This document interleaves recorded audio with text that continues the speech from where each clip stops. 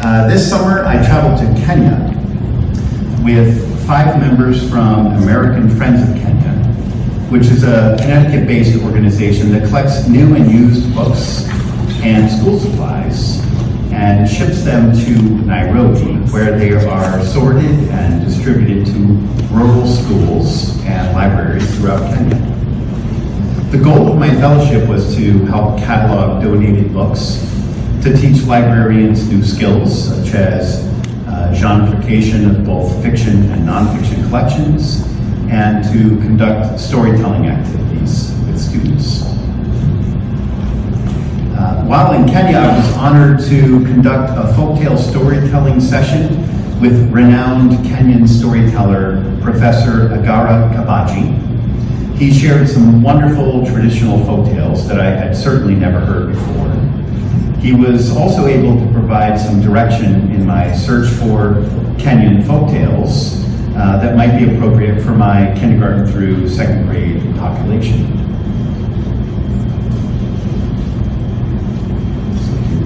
The hospitality and energy that we were greeted with by the teachers and students we visited during our 2 weeks in Kenya was truly humbling. The classrooms I worked in looked nothing like the classrooms in our schools. No computers, no brightly colored posters and bulletin boards, very few books, and yet meaningful teaching and learning was happening, and enthusiasm abounded. One of the most interesting things I learned is that almost everyone in Kenya, including the children, speaks at least 2 languages, Kiswahili, throughout the country, and also their own tribal language, fluently.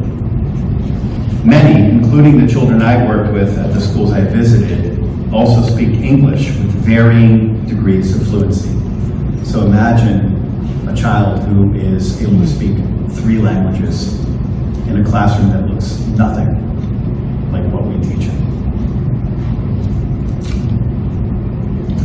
As a library media specialist, I rarely receive meaningful training on professional development days.